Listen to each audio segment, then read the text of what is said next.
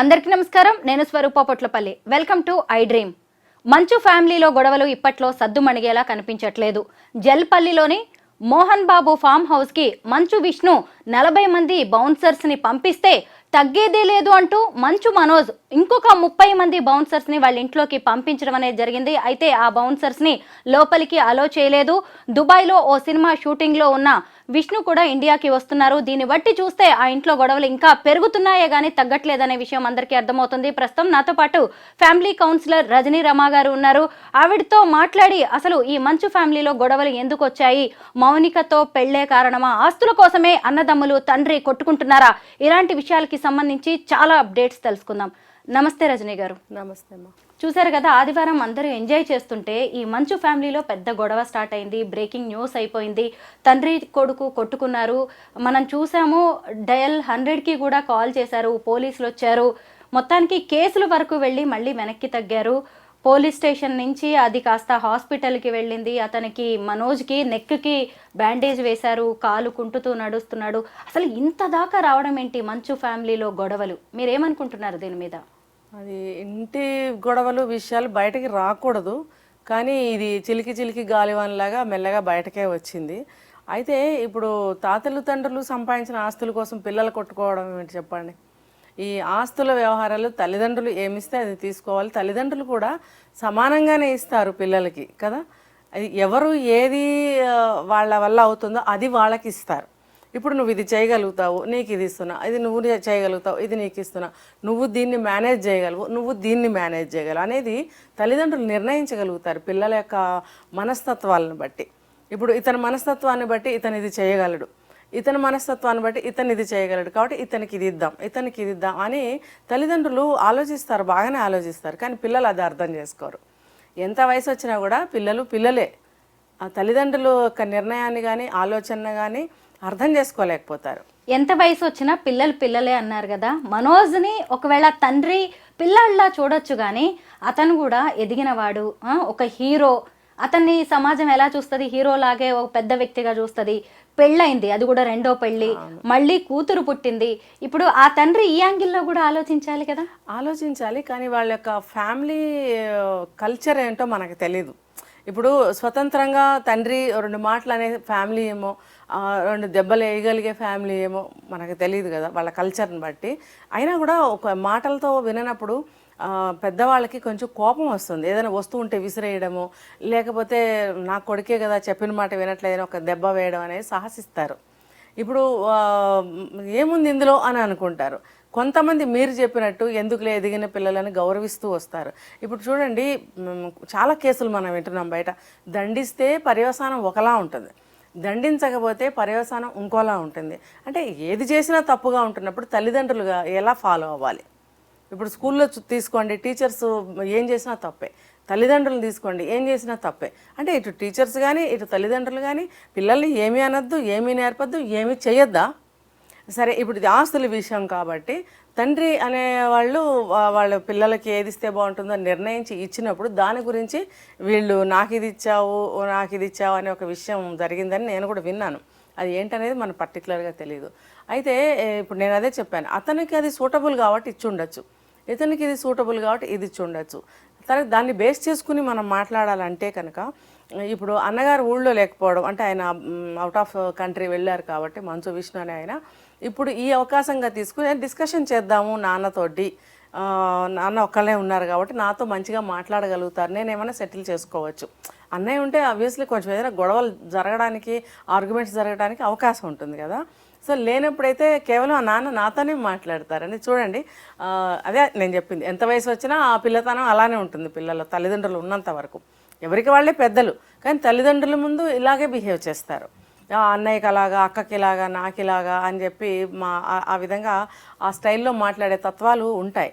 కాకపోతే ఇది కొంచెం హై స్టాండర్డ్ ఫ్యామిలీ విషయం కాబట్టి కొంచెం సీరియస్ గొడవలు చేసుకున్నారు వీళ్ళు.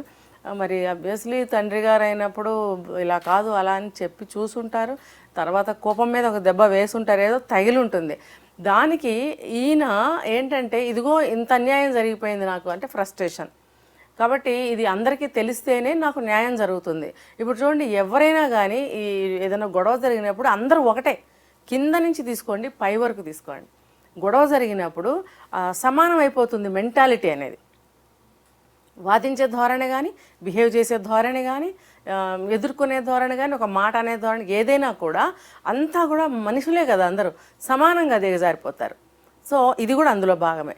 ఇప్పుడు అల్లరి చేసుకుని 100కి ఫోన్ చేయడము, హాస్పిటల్లో జాయిన్ అవ్వడము, తండ్రి కూడా 100కి ఫోన్ చేయడం, మేబీ ఇతన్ని హాస్పిటల్కి తీసుకెళ్ళడం కోసమే తండ్రి కూడా 100కి ఫోన్ చేసి ఉండవచ్చు. మరి ఇక్కడ ఏదన్నా గొడవ జరుగుతుందేమో అని చెప్పి మంచు విష్ణు గారు బౌన్సర్స్ని ఇక్కడ పంపించినట్టు. అయితే నేనేమి తక్కువ కాదన్నట్టు ఈయన కూడా. అంటే ఏంటంటే అల్లరిని ఇంకొంచెం సృష్టించుకుని ఇంకొంచెం పెంచుకున్నారే తప్ప, అరే ఎందుకు మన మధ్యన ఇలాగా మెల్లగా మాట్లాడుకొని చేసుకుంటే బాగుంటుంది అనుకుంటే బాగుండేదేమో అనిపిస్తుంది. అయితే వీళ్ళ మధ్య గొడవలు ఇవాల్టివి కాదు, మొత్తానికి ఇప్పుడైతే చినికి చినికి గాలివానగా మారి ఇప్పుడు బయటకు వచ్చినట్టుగా కనిపిస్తున్నాయి. గతంలో కూడా విష్ణు మనోజ్ కూడా ఫైటింగ్ చేసుకుంటున్న వీడియోస్ ఆడియోస్ కూడా బయటకు వచ్చాయి. అంటే అన్నదమ్ముల మధ్య వారు జరుగుతోంది, ఎవరికి వాళ్ళు దూరంగా ఉంటున్నారులే అనుకున్నారు. ఇప్పుడు చూస్తే ఏకంగా తండ్రితోనే ఇప్పుడు మనోజ్కి ఫైటింగ్ అనేది మొదలైంది. అది కూడా తీవ్ర స్థాయిలో ఉన్నట్టుగానే కనిపిస్తోంది. ఇక్కడ మనం ఇంకొక విషయం మీద చర్చ జరుగుతోంది. అదేంటంటే మౌనిక ఈ ఫ్యామిలీలోకి రావడం అనేది మోహన్ బాబుకి ఇష్టం లేదా, ఎందుకంటే ఆమెకి రెండో పెళ్లి, ఇతనికి రెండో పెళ్లి. కాకపోతే మౌనికకి అప్పటికి 6-7 ఏళ్ల అబ్బాయి కూడా ఉన్నాడు. ఆ అబ్బాయి సాక్షిగానే పెళ్లి జరిగింది. ఇప్పుడు పాప పుట్టడం అనేది జరిగింది. అంటే ఇతను ఒక హీరో కాబట్టి నీకు రెండో పెళ్ళైనా ఫస్ట్ అమ్మాయి దొరుకుతుంది అనే దాంట్లో ఏమన్నా ఈ గొడవలు పెద్దగా మారాయా అనే అభిప్రాయాలు కనిపిస్తున్నాయి. మీరేమంటారు? ఉండి ఉండకపోవచ్చు. ఎందుకంటే వాళ్ళ ఏమని చెప్పాలి, వాళ్ళ సెలబ్రిటీస్ కాబట్టి వాళ్ళు కొంచెం ఆదర్శంగా ప్రజలకి ఉండాలి కాబట్టి, తర్వాత అంతా కొంచెం హై అఫీషియల్స్ అయినప్పుడు వాళ్ళ తరహా వేరుగా కూడా ఉంటుంది. పర్వాలేదులే మనం అడ్జస్ట్ అయిపోతామంటే వాళ్ళ మధ్యన అవగాహన, అండర్స్టాండింగ్ అనేది వేరుగా ఉంటుంది. చిన్న చిన్న తరహా ఫ్యామిలీస్లో అలా ఉండదు, అడ్జస్ట్ అవ్వలేకపోతారు. సో వాళ్ళు అడ్జస్ట్ అవ్వగలుగుతారు కూడా. ఇప్పుడు చాలామంది ఇలాంటి పెళ్ళిళ్ళు చూస్తున్నాం మనం ఆ లెవెల్ పీపుల్లో. సో అలాగే ఇలాంటి ఎందుకు చేసుకున్నాడు, చేసుకోకుండా ఉంటే బాగుండని అనుకోకపోయి ఉండొచ్చు. ఇప్పుడు ఎలా అయినా ఎవరిని చేసుకున్నా ఉండవలసింది పద్ధతిలో, తర్వాత మన ఫ్యామిలీ బాగుండాలి అనేది ఎవరైనా ఏ స్థాయి వాళ్ళైనా కోరుకునేది అది. కానీ ఇప్పుడు మీరు చెప్పిన దాని ప్రకారం ఇదేదో చిన్న చిన్న గొడవలు ఇంటర్నల్గా ఫ్యామిలీ అందరి మధ్యలో జరుగుతున్నాయి. ఈ పెళ్లి విషయంలో కొంత అయిష్టత ఆయన వ్యక్తం చేశారు, పెళ్ళికి కూడా రాలేదని నేను విన్నాను. తర్వాత మళ్ళీ కలిశారు, బ్లెస్సింగ్స్ ఇచ్చారు, అంతా బాగానే. చూడండి, పిల్లలు ఏం చేసినా కూడా ఏ తరహా మనుషుల్లో అయినా సరే, ఏ స్థాయి మనుషుల్లో అయినా సరే, పిల్లలు ఏం చేసినా ముందు కోపగించుకున్న తర్వాత మళ్ళీ వాళ్ళని ఇన్వైట్ చేసుకుంటారు మనసులోకి కానీ కుటుంబంలోకి కానీ. మరి ఆ పెద్దవాళ్ళ అండ కూడా పిల్లలకి కావాలి. అసలు వాళ్ళు ఉండబట్టే మనం కూడా నిలదొక్కుకోగలుగుతాం సొసైటీలో కానీ, మనం ఏదైనా చేస్తున్నప్పుడు ఆ సంస్థలో కానీ. ఇప్పుడు చూడండి, తండ్రి నాకు తెలిసి నేను చాలా చిన్న పిల్లనే, అప్పుడు మోహన్ బాబు గారు విలన్గా చేసేవారు. మాకు సినిమాలు పెద్ద తెలియదు, అప్పుడు మేము చూడలేదు. కానీ తర్వాత పెద్ద అయిన తర్వాత చూసిన సినిమాలు కొన్ని అనమాట. ఏ పిక్చర్లో చూసినా విలన్గా ఉండేవారు. చాలా కష్టపడి హీరో అయ్యారు ఆయన. సో ఆయన చాలా కష్టపడి సినిమాల్లో కూడా బాగా పైకి వచ్చారు. తర్వాత ఆయన కూడా కష్టపడి ప్రాపర్టీస్ సంపాదించారు. అది కూడా విద్యా సంస్థలో స్థాపించారు. వన్ డే నేను అనుకున్నాను, ఇలాంటి విలన్ వేషాలు వేస్తా, అంటే ఆ చిన్న వయసు మాకు తెలియదు కదా, ఇంత విలన్ వేషాలు వేస్తూ ఉంటారు, ఇంత పవిత్రమైన విద్యా సంస్థలను ఎలా స్థాపించగలిగారు ఈయన. అంటే నేను అనుకున్నానంటే ఆయన మనస్తత్వం అదే, సినిమాల్లో ఉన్నదే ఉంటారేమో, చిన్నపిల్లలు తెలియదు కదా. సో ఆ మనస్తత్వం గల వాళ్ళు విద్యా సంస్థలను ఎలాగా స్థాపించారు అనేది నాకు ఒక క్వశ్చన్ మార్క్గా ఉండేది. కానీ తర్వాత తెలిసింది దానికి ఆ సినిమా ఫీల్డ్లో అంటే మూవీస్లో యాక్ట్ చేసే మనస్తత్వాలకి బయట మనస్తత్వానికి వ్యక్తిత్వానికి సంబంధం ఉండదు. కాబట్టి ఈయన అభిరుచి ఇది, విద్యా సంస్థలను డెవలప్ చేయాలి, విద్యాదానం చేయాలి, మంచి మంచి స్టూడెంట్స్ని తయారు చేయాలి అనేది ఆయన కళ, ఆశ అని తర్వాత తెలిసిందే. సో ఆయన ఆ స్కూల్ గురించి కూడా నేను కొంత విన్నాను. బాగుంది, పెద్ద స్కూలు, రెసిడెన్షియల్ స్కూలు బాగా నడుపుతున్నారు, బాగుంది, మంచి పిల్లలు తయారవుతున్నారు, చాలా డిసిప్లిన్గా ఉంటారు మోహన్ బాబు గారు, ఇవన్నీ విన్నాను నేను. మరి ఆయన ప్రతి స్టెప్లోనే ఆయన చాలా కష్టపడ్డారు కదా. కష్టపడి ఆయన అంత కష్టపడి ఆస్తులు సంపాదించినప్పుడు తండ్రి న్యాయపరంగా ఎవరికి ఏది చెందాలో అది ఆయన ఇస్తారు.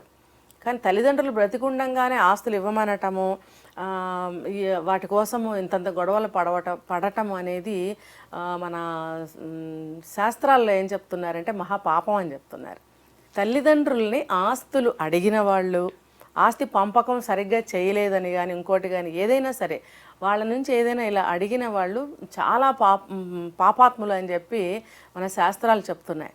సో తల్లిదండ్రులకి మనకి చేతనైతే మనం కొంచెం పెట్టి మనం కొంచెం సేవ చేసి వాళ్ళని ప్రశాంతంగా ఉంచగలగటమే మనం పిల్లలు అనేవాళ్ళు చేయవలసిందే. అయితే ఇప్పుడు డబ్బు అనేది ఎంత చెడ్డది అనేది మరొకసారి నిరూపించింది.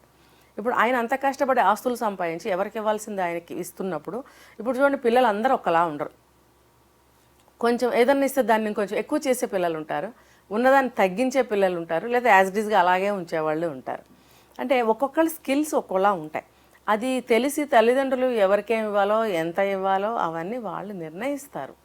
రజనీ గారు, ఇప్పుడు ఈయన మనోజు చెప్పడం జరిగింది మీడియా వాళ్ళకి, ఏంటి అంటే నా భార్య మీద కూడా నా తండ్రి అటాక్ చేశాడు, మా అమ్మ మీద కూడా అటాక్ చేశారు అని చెప్పి.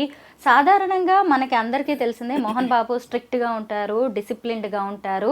ఇప్పుడు కొడుకు ఆస్తుల గురించి శ్రీ విద్యానికేతన్ కావచ్చు ఇతర ఆస్తుల గురించి అడిగేసరికి ఆయనకి కోపం వచ్చేసి ఇలాగా అటాక్ చేశాడు తన అనుచరుడితో కలిసి అనేది మనకి అందరికీ క్లియర్గా కనిపిస్తూనే ఉంది. బట్ ఒక తండ్రి అంత చెట్టంత కొడుకు మీద అటాక్ చేయడాన్ని మనం ఎలా చూడాలి? అంటే ఇదే చెప్తున్నాను ఇప్పుడు, అదే డబ్బు మహా చెడ్డది. అంటే కొడుకుని మాటలతో చెప్పడంలో ఆయన విఫలమయ్యారంటారా? అదే ఒక వావి వరసల్ని బంధాలని మరిపింపజేసేదే డబ్బు. సో ఆ ఆస్తి పాడవుతుందే అని ఆయనకు కూడా అనిపించి ఉండొచ్చు. సెకండ్ ఏంటంటే కోడల మీద అటాక్ చేశారు, ఏదో కొట్టారో తిట్టారో అని అనుకుంటే కనుక అది ఎందుకు జరిగింది అనేది కూడా మనం ఆలోచించాలి. ఇప్పుడు కోడలు అనేవాళ్ళు చూడండి, ఏ స్థాయి వాళ్ళైనా సరే కొంచెం ఆగాలి కదా, వాళ్ళు పెద్దవాళ్ళు ఎంతైనా. లేకపోతే కొడుకు తను మాట్లాడుకుంటారు, కోడళ్ళు ఇంటర్ఫియర్ అవ్వాల్సిన అవసరం లేదు. కోడళ్ళని ఎందుకంటే అంటే యాజ్ ఎ గర్ల్ ఒక అమ్మాయిగా నీ హద్దులో నువ్వు ఉండు.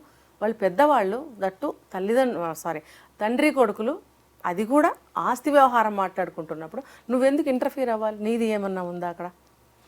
ఒకవేళ ఉన్నా కూడా నువ్వు ఇంటర్ఫియర్ అవ్వకూడదు. వాళ్ళు మాట్లాడుతున్నారు కదా, నీ తరఫున నీ భర్త మాట్లాడుతున్నాడు కదా, పెద్ద అంటే ఆపడానికి కూడా ప్రయత్నించి ఉండొచ్చు, ఆపడానికి ప్రయత్నించి ఉండొచ్చు.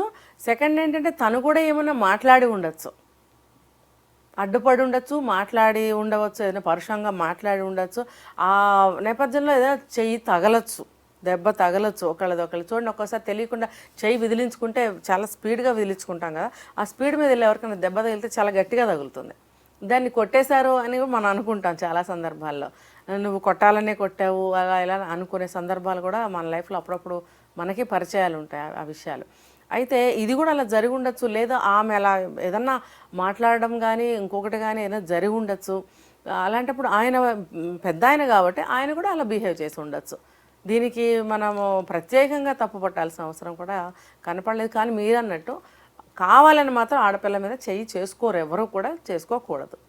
రజనీ గారు, మామూలుగా తల్లిదండ్రులు పిల్లలకి చదువు చెప్పిస్తారు, వాళ్ళు మంచి ఉద్యోగాల్లోకి వెళ్ళాలని కోరుకుంటారు. ఇప్పుడు ఈ సినిమా ఇండస్ట్రీ అనుకోండి, పిల్లల్ని వాళ్ళ లెగసీతో సినిమాల్లోకి తీసుకొస్తారు, పుష్ చేస్తారు, అక్కడ వరకే. మీరు ఇందాక ఒక మాట అన్నారు, పిల్లలు ఆస్తుల గురించి అడగకూడదు తల్లిదండ్రులు బతికుండగా అని. కానీ ఇప్పుడు అతను ఒక బిజినెస్ పెట్టుకోవాలనో, లేదంటే అతను ఇంకేదన్నా సెట్ చేసుకోవాలనో, నాకు ఈ ఆస్తి కావాలి, లేదంటే నేను ఇటు నుంచి దీనిలో నేను డెవలప్ అవ్వాలనుకుంటున్నాను అని అడగడంలో తప్పంటారా? అంటే ఈ ఆస్తి కోసం తల్లిదండ్రులు వెళ్ళిపోయే వరకు చూడాలా పిల్లలు? తప్పులేదు, అడగచ్చు. అది ఎప్పుడు దేనికైనా సరే కొన్ని రూల్స్ లిమిట్స్ ఉంటాయండి. నువ్వు నీ గురించి తల్లిదండ్రులకు తెలుస్తుంది, నువ్వు దాన్ని సద్వినియోగం చేసేవాడివా దుర్వినియోగం చేసేవాడివా ఖచ్చితంగా ఆలోచిస్తారు పేరెంట్స్ అనేవాళ్ళు. నువ్వు ఒక బిజినెస్ చేయాలనుకున్నావు, నీకు కొంత ప్రాపర్టీ లేదా మనీ కావాలని అన్నప్పుడు నీకు ఇవ్వాలా వద్దా, ఎంత ఇవ్వాలనేది వాళ్ళకి అర్థమైపోతుంది. ఎందుకంటే నువ్వు ఖర్చు చేసే విధానం వాళ్ళకి బాగా తెలుసు.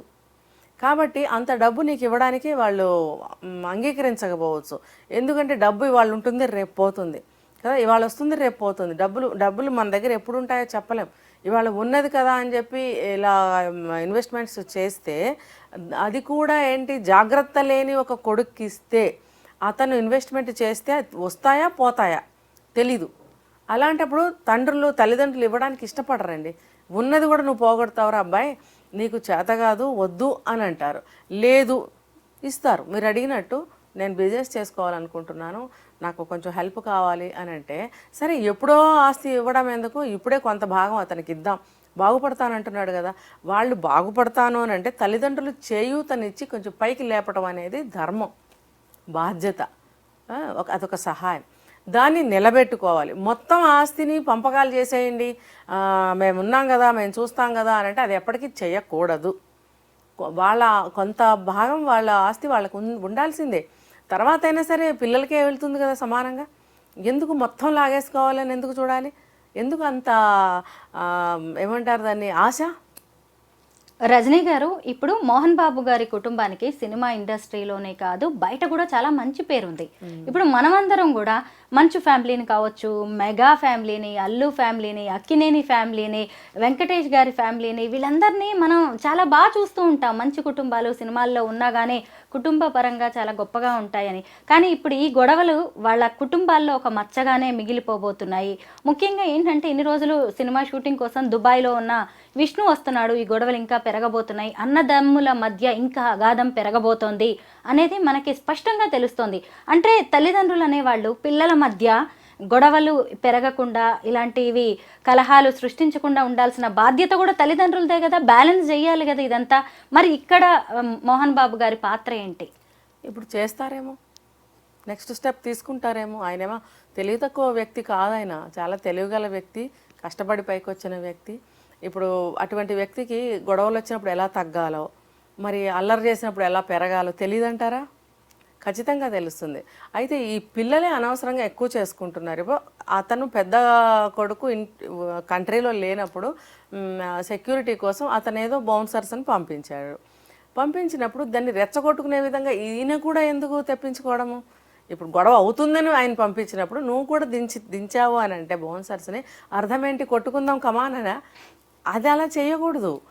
ఇప్పుడు అలా పోని మంచు విష్ణు గారు పంపించినప్పుడు మోహన్ బాబు గారు వద్దులేనాయన, మనకు అవసరం లేదు, మనం సెటిల్ చేసుకుందాము, నువ్వు వాళ్ళని వాపస్ పంపే అని ఉండవలసింది. కానీ ఈ గ్యాప్లోనే మంచు మనోజ్ కూడా దించినట్టు ఒకవేళ దించారేమో. అప్పుడు పబ్లిక్ ఈ రకంగా అనుకుంటున్నారు. అతను ఇంత ఉన్నప్పుడు పబ్లిక్ కూడా పెద్దగా చేసి దాన్ని ప్రోపకాండ చేసి వాళ్ళకి అనవసరంగా బ్యాడ్ పబ్లిసిటీ కూడా ఇవ్వకూడదు. ఒక ఇంటర్వ్యూలో మోహన్ బాబు గారు చెప్పారు, నా కూతురు లక్ష్మీ ప్రసన్న ఎంతో, నాకు 2 మగపిల్లలు కూడా అంతే, నా ఆస్తి మొత్తాన్ని ముగ్గురికి నేను ఇస్తాను సమానంగా, నాకు ఆడపిల్లలంటేనే ఎక్కువ ఇష్టం, మా విష్ణు ఆడపిల్లలు 2 ఉన్నారు కదా, ఆర్యానా వివియానా, వాళ్ళందరూ కూడా నాకు చాలా ఇష్టం, మగపిల్లల కంటే ఎందుకో నాకు ఆడపిల్లలు ఎక్కువ ఇష్టం అని చెప్పారు. ఈ ఎపిసోడ్ మొత్తం 2 అన్నదమ్ముల మధ్య జరుగుతోంది, తండ్రి మధ్య జరుగుతోంది, కానీ ఎక్కడ లక్ష్మీ ప్రసన్న ఇన్వాల్వ్ అవ్వడం అనేది కనిపించలేదు. ముఖ్యంగా తమ్ముడు పెళ్ళప్పుడు మొత్తం ఇనిషియేషన్ ఆమె తీసుకుంది, కానీ గొడవలకి ఆమె ఎక్కడ చూసినా దూరంగానే ఉంది. అయితే ఆ ఇంటర్వ్యూ చూసినప్పుడు అబ్బా, మన ఫ్యామిలీస్లో కూడా ఆడపిల్లని ఇలా చూస్తే బాగుండు, కొడుకులు 2తో పాటు ఆస్తి ఇస్తే బాగుండు అనేది కూడా చాలా మందికి అనిపించింది. మీరేమంటారు? ఆడపిల్లకి సమానంగా కొడుకులతో ఆస్తి ఇస్తే బాగుంటుందంటారా? ఖచ్చితంగా ఇవ్వాలి.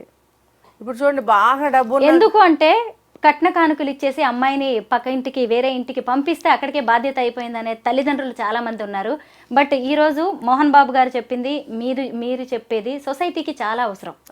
ఎందుకంటే పెళ్లిలో మీరు ఇచ్చారండి, ఒక 100 తులాలో 1000 తులాలో బంగారం ఇచ్చారు, కొన్ని కోట్ల రూపాయల ఆస్తులు ఇచ్చారు అంటే ఆ స్థాయి మనుషుల గురించి మనం పక్కన పెడదాము. మామూలుగా జనరల్గా అయితే మిగతా స్థాయిగా పీపుల్ ఉంటారు, middle class, lower middle class, అలాంటి వాళ్ళు ఉన్నప్పుడు వాళ్ళకి ఎంతో కొంత కూడబెట్టి బంగారం అని కట్నాలని ఇచ్చి పెళ్లి చేసి, ఇంత ఇచ్చాము, ఇంత చేసాము, ఇంకా మీకేం ఇవ్వాలి, ఆస్తిలో మీకు వాటా రాదు, ఎందుకంటే మా కష్టంలో నుంచి మా ఆస్తిలో నుంచి తీసే కదా పెళ్లి చేశాము, సో మీకు రాదు అని అంటున్నారు. కానీ అందులో ఒక చిన్న మార్పు చేసుకుంటే బాగుంటుందని నేను అంటున్నా. ఇప్పుడు కట్నం ఇస్తున్నారు, బంగారం ఇస్తున్నారు, అమ్మాయి పేరు మీద మీరు ఏదన్నా చేస్తే బాగుంటుంది. అది అంటే ఇంకా మాకేమి ఇచ్చినట్టు అని వాళ్ళు అంటారు. అసలు మీకెందుకు ఇవ్వాలి అని నేను అంటాను. ఇప్పుడు మీరు ఏ రూపంలో ఇచ్చినా అమ్మాయికి ఇచ్చినప్పుడు అది ఆ అబ్బాయికి కూడా ఉపయోగపడుతుంది కదా. ఇప్పుడు ఎమోషన్స్ని కంట్రోల్ చేసుకోలేక తండ్రి కొడుకులు బాహాబాహి కొట్టుకున్నారు. మనోజ్కి చూస్తే గట్టిగానే దెబ్బలు తగిలినట్టుగా కనిపిస్తుంది. పోలీస్ స్టేషన్ దాకా వెళ్ళి కూడా తండ్రి మీద కంప్లైంట్ చేయకుండా వచ్చాడు. దీన్ని మాత్రం మనం అప్రిషియేట్ చేయాల్సిందే. ఇప్పుడు సరే ఎంత కొట్టుకున్నా, ఎంత వీధిన పడ్డా సరే, కేసులు పెట్టుకొని మళ్ళీ అరెస్ట్లు, బెయిల్స్ ఇవన్నీ కూడా ఫ్యూచర్ గురించి ఆలోచించినట్టుగా అయితే కనిపిస్తోంది. అవును, ఈ విషయంలో మీరేమంటారు? మంచి పరిణామం. ఎందుకంటే అది అలా చెయ్యకపోవడమే మంచిది. కేసులు పెట్టుకోవడం వల్ల ఇప్పుడు అంత పెద్ద సెలబ్రిటీస్ ఒక పోలీస్ స్టేషన్కి వెళ్ళి కేసు పెడితే మాత్రం పెద్దగా ఏమంటారు తేడా ఏమి ఉండదు అక్కడ. ఇప్పుడు అంత పెద్దవాళ్ళు ఎలా అయినా దాన్ని తీసేసుకోగలుగుతారు ఆ సమస్యని. చిన్న పోలీస్ స్టేషన్కి వెళ్ళి కంప్లైంట్ ఇవ్వాల్సిన అవసరం లేదు. తర్వాత మనం ఇంత పెద్ద ఫ్యామిలీ అయినప్పుడు మన ఇంట్లో పరిష్కరించుకుంటే బాగుంటుంది. అనవసరంగా నా చేత్తో నేనే డ్యామేజ్ చేసుకుని బయటకు వచ్చి పబ్లిసిటీ ఇచ్చి మీరు ఇందాక అన్నట్టు మచ్చ తెచ్చుకోవడం అనేది ఎందుకు అని ఆలోచించి ఉండొచ్చు. అది ఆలోచించడం అనేది మంచిది, ఆలోచించాలి కూడా. ఇప్పుడు తండ్రి ఆస్తిపాస్తులు తీసుకుంటున్నాము, తండ్రిని ఎదిరించి వచ్చాము, పశ్చాత్తాపం అనేది ఉండదండి, ఉండాలి కదా. మరి ఆ ఇదిలో ఏమైనా కొంచెం ఆలోచించి ఉండొచ్చు. సో మంచి పనే చేశారు ఆయన. మోహన్ బాబు గారి కుటుంబాన్ని ఎంతో మంది ఆదర్శంగా తీసుకుంటారు. ముఖ్యంగా మోహన్ బాబు గారు ఎలాంటి గాడ్ ఫాదర్ లేకుండా మూవీ ఇండస్ట్రీలో స్టెప్ బై స్టెప్ ఎదిగిన వ్యక్తి. తన 3 పిల్లల్ని కూడా ఎంతో గొప్పగా పెంచుకున్నారు. వాళ్ళని కూడా ఇండస్ట్రీలో చక్కగా సెటిల్ చేశారు. కానీ అనుకోకుండా ఇప్పుడు వాళ్ళ మధ్య చెలరేగిన ఈ ఆస్తుల తుపాను అనేది అందరూ ఆ కుటుంబం వైపు చూసేలా చేస్తోంది. బట్ ఇప్పటికైనా మోహన్ బాబు గారు ఎలాంటి స్టెప్ తీసుకుంటారో అని అందరూ ఎదురు చూస్తున్నారు. థ్యాంక్ యూ రమ గారు, మీరు చాలా బాగా చెప్పారు ఫ్యామిలీ ఇష్యూస్. ఎందుకంటే ప్రతి కుటుంబం కూడా వాళ్ళని చూసుకుంటోంది. ఈ ఇష్యూలో వాళ్ళని అన్వయించుకుంటోంది. మీ గైడెన్స్ అనేది చాలా ఉపయోగపడుతుంది అందరికీ. Thank you so much.